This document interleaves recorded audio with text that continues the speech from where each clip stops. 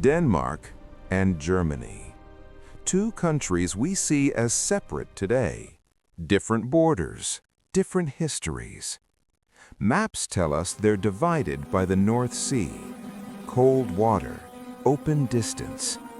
But DNA tells a very different story. Beneath those waves, there's something history never showed us. A hidden bridge. Not made of stone, not built by empires, but formed by people, families, generations. In recent years, scientists from Harvard University, the University of Copenhagen, and the Max Planck Institute made a discovery that surprised everyone. They found that Denmark and northern Germany have been connected, genetically, for thousands of years. Long before Vikings, long before borders, long before written history. This is the story of that connection. The discovery that changed everything. For a long time, history came from books. Today, it comes from bones. In modern laboratories, scientists began extracting DNA from ancient human remains. Not hundreds, thousands. A research team led by geneticist David Reich at Harvard sequenced more than 1,500 ancient genomes from across northern Europe. What they found was unexpected. Modern northern Germans shared deep genetic markers with ancient Danish populations. And these markers weren't recent. They were over 4,000 years old. That meant something important. The connection came long before the Viking Age, long before recorded migration. As Professor S.K. Willerslev explained, this wasn't a single movement, it was long-term gene flow, a bridge that history forgot. Denmark, before it was Denmark. Thousands of years ago, Denmark didn't exist as a country, but people did.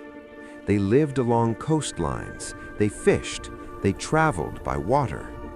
Scientists studying ancient Danish skeletons found something remarkable. The same Y chromosome lineages found in northern Germany, maternal DNA crossing the sea, and genetic traits linked to cold weather and marine diets. These weren't isolated farmers, they were coastal travelers. As Professor Thomas Werge put it, Denmark wasn't the edge of Europe, it was a crossroads. And many of those people moved south. Northern Germany, the other side of the story. Across the water, researchers examined ancient remains from northern Germany. The results were striking.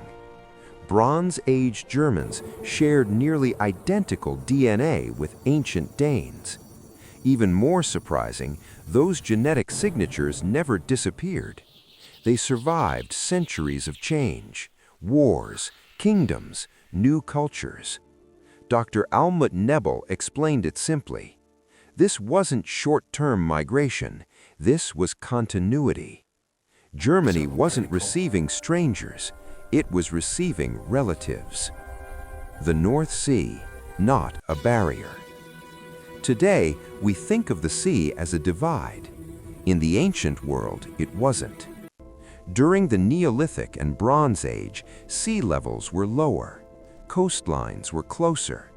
Simple boats made long journeys possible.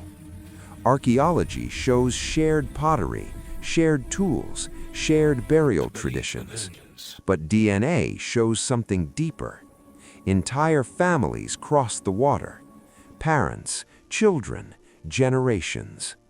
The North Sea wasn't separating people, it was connecting them. The Viking era, not the beginning. When Vikings enter history, the genetic bridge already existed. Viking expansion didn't create the connection, it strengthened it. DNA from Viking-era graves shows direct links to Bronze Age Danish ancestry. Men and women migrated together. There was no population replacement, only mixing. Today, people in northern Germany, especially in Schleswig-Holstein, still carry this legacy. The Vikings weren't arriving in foreign lands, they were stepping into familiar genetic territory. Modern DNA confirms it all.